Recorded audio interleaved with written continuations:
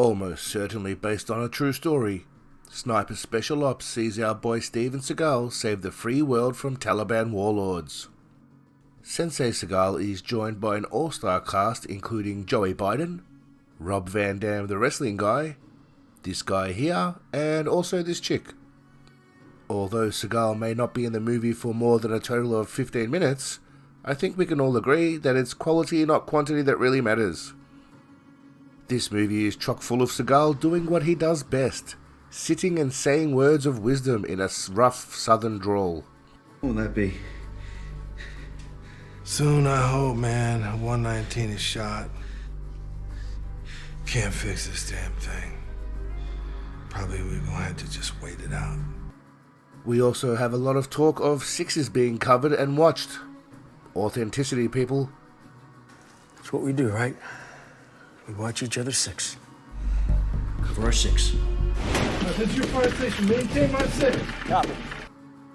The movie also contains possibly one of the greatest questions and answers ever posed in an action film. Sergeant Chandler, Yes, ma'am.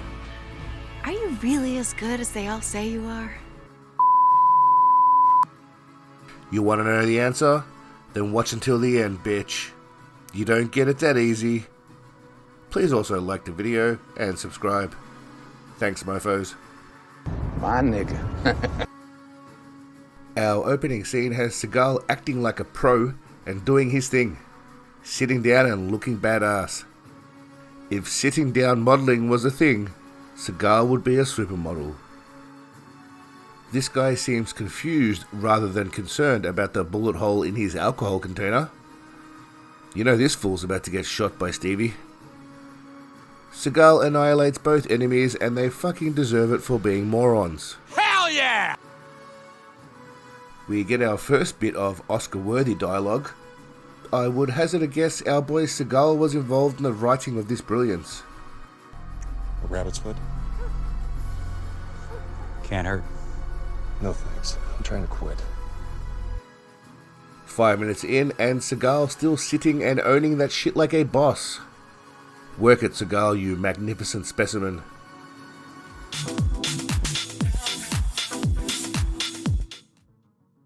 They save some old white politician who got extremely high and agreed to be part of a snuff film.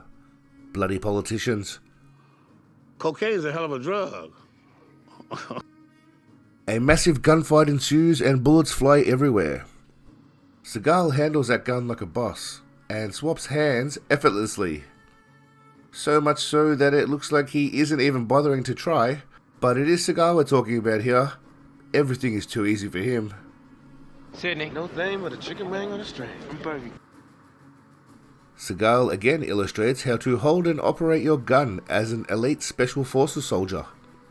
Pay attention, boys. You could learn a thing or two. One of Seagal's team decides it's a genius idea to walk out in the open for some reason. Not a great plan. Why would he do this? I really don't know. He got shot. Honestly, the dickhead deserved it, so I'm not sad at all. One thing that is evident is that people enjoy running out into the open in this movie, like real warriors. None of this hiding behind cover bullshit. If you want to fight, don't hide behind walls. Big Dog Stevie once again shows he can control and handle a gun in both hands, whilst paying very minimal attention or applying no grip to the firearm. Can you do that, Black Ops people? I didn't think so. Do your thing. Seagal's little buddy gets shot and Steven saves him from imminent death. You're welcome, kid. Steve is so jacked that he drags the kid to safety with barely a grip on him. No ropes necessary, just fucking beast mode.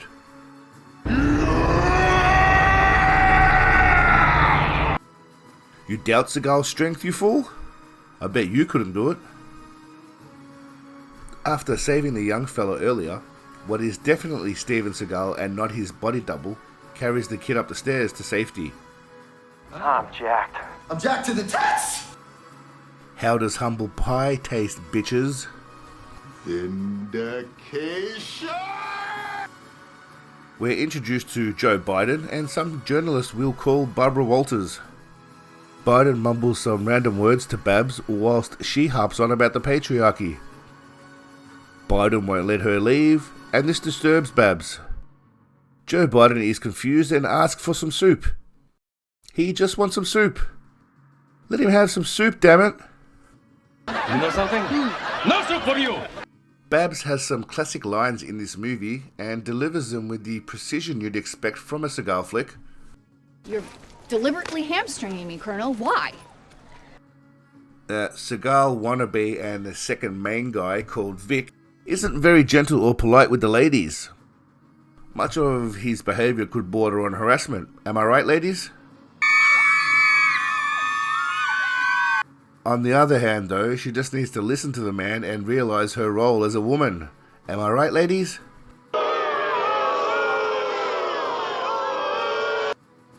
Babs lets rip with some intense acting. NATO correspondent, so just calm down, okay? Not sure what else she has acted in, but I can only assume Seagal helped launch her career with this flick. I like her lips though.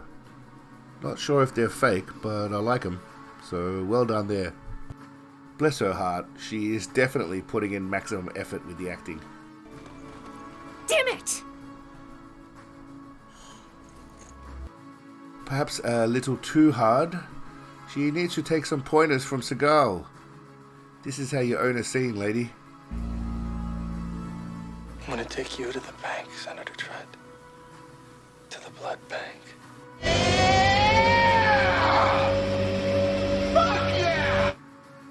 Seagal continues to grind hard and earn that paycheck. These lazy Gen Zers could learn a thing or two from Sensei Seagal. I'm not all about the money, I'm all about the honor. I got a lot of money. Rob Van Dam is a top tier actor, and I'm glad they decided to push the budget with the movie. It pays off. 2 is at Charlie. Anything in my area? You know what we gotta do? Go get the gear prepped. Stand by. Roger that. Obviously, this movie would be nothing without Seagal's screen presence. I don't mind him literally filling the screen every time with his aura. Every time you might foolishly think, oh, this fat piece of crap is just sitting down, or, oh, this stupid twat is barely in the movie, I would kindly remind you of 2 things. Firstly, check your attitude and shut the fuck up. Secondly, I got a lot of money. Seagal pivots from Oscar-winning sitting to an extreme sitting-talking combo. Rumour has it that Seagal was paid by the word for this movie and specifically chose the things he deemed worthy as dialogue. Thanks for not leaving me behind. Don't mention it, brother. Jake. Yeah. Joe Biden gets confused again and starts rambling about slippers and soup. Not sure how a 95-year-old would still be out in the field, but I guess if he can be president, he can be anything. Not a solid meeting with they make a very good point. Here's the deal. Biden's cognitive deterioration seems evident as he can't answer questions or remember words. I don't have a good answer for you, sir. And what about the congressman? Why was he spared? Who the hell knows? Because I'm short.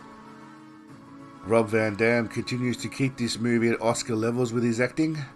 Just try your best, kids. That's all you can do. All right. When do we go? We don't. What? Colonel says we wait. That doesn't make any sense. We get an insight into the bad guy's name, and I can't pronounce it, so I'll just play it for you instead. Fuzzy Wuzzy was a woman?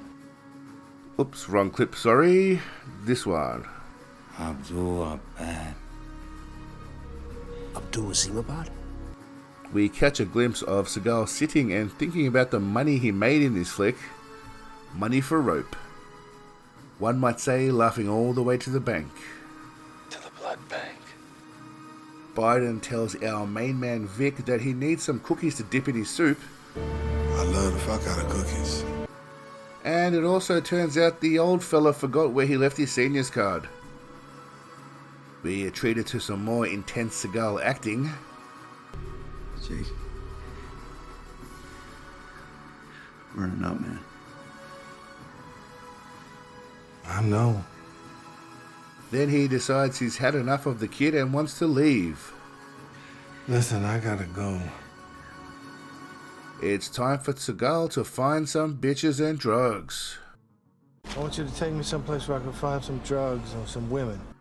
You know why? Because he's fucking Steven Seagal, and I got a lot of money. They find the truck that has Biden's senior card, but it also has a lot of ammo, another American soldier, and Mia Khalifa the porn star. Barbara Walters managed to sneak onto the truck without anyone noticing. Good work, Army guys. Okay, USA.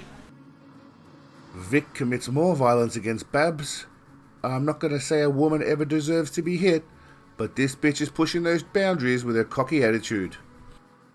Mia Khalifa turns up in the back of the truck. She was blasted full of goodness and ended up giving birth to Stevo's kid. This child will be the future king of Earth. Hell yeah! Nobody spots Seagal standing in a doorway because stealth. They even look in his direction when they run away, but that camo gear really blends in with the buildings. Barbara Walters then gives us a brilliant Facebook inspirational quote that we can post straight away. Why would you do a thing like that? Pearls don't lie on the seashore, Detroit. If you want one, you gotta die for it. She asks a soldier for a gun, and he just gives it to her. Apparently soldiers just do that nowadays. Okay, USA. She brags to Vic about snatching a gun, and also about being an expert marksman. And I happen to be an expert marksman. Can you say the same? Firstly, should it be marksman or markswoman? Or is me saying that even sexist? Let's play it safe and just say she's good at shooting fuckers. Ooh, it's hard to be woke. It's hard to be woke. Seagal returns with water and supplies, and has earned himself a little sit-down after all that effort. Vic and the gang get ambushed by some Taliban fellas. The bad guys seem to enjoy standing out in the open and firing aimlessly. Babs decides now is the optimum time to jump out and take photos, out in the open, in front of the soldiers. Who the fuck do you think you are? It's at this point Vic decides it's time for a little more physical assault, but I'm inclined to agree with him. She deserved that shit. Someone has a genius plan to grab the other truck and park it in front of the busted truck. The brave soldier volunteers, but it turns out he runs like a newborn turtle. Someone could definitely do with some athletics training from a certain Sensei.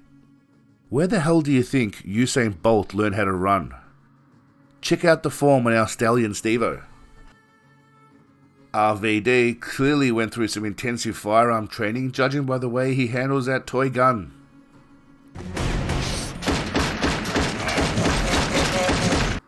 Finally, the expert marksperson starts dropping people like she's playing Time Crisis, with a pistol as well. What? Judging by her fine form and techniques, this seems to be legit. She is definitely a pro. Mia Khalifa starts rambling in the language that nobody can seem to decipher, but Babs instantly knows that she's thanking her for her help. It's good. You're welcome. Such humility. And then she gets shot right after that. Karma? Justice for her arrogance, perhaps? Maybe. The Talibanians see Mia Khalifa and Seagal's child and realize they need to back the fuck away. They can't risk hurting the future ruler of the universe. It will be okay! Smart move, lads. Seagal is still babysitting that injured soldier. Keyword is sitting. And owning that shit. He has definitely decided that the chair is his purpose. No. I'm right where I'm supposed to be. Sensei Seagal imparts some more wisdom on us. Sorry, my best wasn't good enough. If a man does his best, what else is there? This movie has caused me to have to reassess my life on what I'm doing. Between Seagal's line and Babs's ramblings earlier, Pearls don't lie on the seashore, Detroit. If you want one, you gotta die for it. I just don't know what's what anymore. Bad news for our man Stevo and his injured mate. A bunch of Talibanites have swarmed to the area they're hiding in. There's only one thing left for Seagal to do. I want you to take me someplace where I can find some drugs and some women. Mia turns out to be the daughter of the leader of the Taliban. So Seagal fucked the Taliban leader's daughter. Seagal, you dirty dog. Well played. Vic has a genius plan to use Mia as a human shield with her baby as they go back to save Seagal. Steve bravely wanders around and happens to stumble across a radio. The big dog radios for help and protects himself with a pistol aimed blindly at the door. Tactical genius. Fun fact, Seagal was the original leader of the Thundercats, long before Lion-O was even in his father's nutsack. Seagal calls Biden and lets him know the Mia Khalifa sex tape of the threesome involving both of them has been leaked. Make sure I see all the traffic on this. Yes, sir. Optimus Prime decides it's finally time to begin the plan of finding Seagal and killing the Talibanese bad guys. Autobots, roll out! RVD stumbles across a barrel and blanket just laying around. Perfect for hiding a bomb. Nothing sus. Seagal really starts to put in the grind and effort with his dialogue and contribution to the movie. Don't run out of me, little brother. We almost saw me here. Seagal decides to put an end to this shit and join the fight. RVD looks like he's just littering old mobile phones from the 90s rather than planting explosive, but he tries his best. Vic, RVD and Mia Khalifa have a standoff with the Taliban leader called Fuzzy Wuzzy was a woman. There's a few minutes of bullshit conversation that nobody cares about. Fuzzy Wuzzy wants Seagal's kid so that he may harness the power of the Seagal bloodline. In a classic fake switch scenario, Babs pretends to be Mia and attaches a grenade to Fuzzy Wuzzy.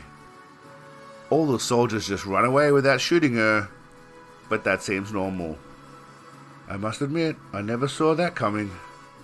My simple brain could never come up with something so flawless or brilliant. That ever skitter across your little tiny brain? Seagal definitely had a hand in writing this scene. The expert Mark's person does some more excellent shooting. It may look like a child holding an adult gun, but I can assure you this is 100% legitimate and real.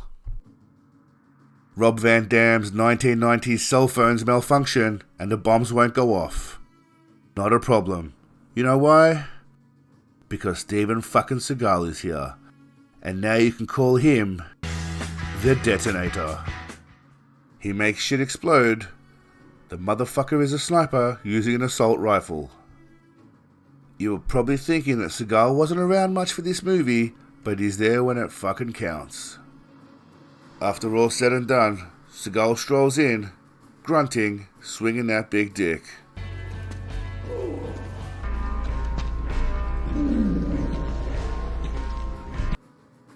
He has some back and forth banter with his mate in his sexy southern voice. You saved my life? That's what people say. Yeah, right, and you don't call no more. You know why? We done broke the comms in all this excitement. Then, we are finally treated, as promised, to the greatest line ever uttered by a hero. Sergeant Chandler, Yes, ma'am. are you really as good as they all say you are? Every once in a while.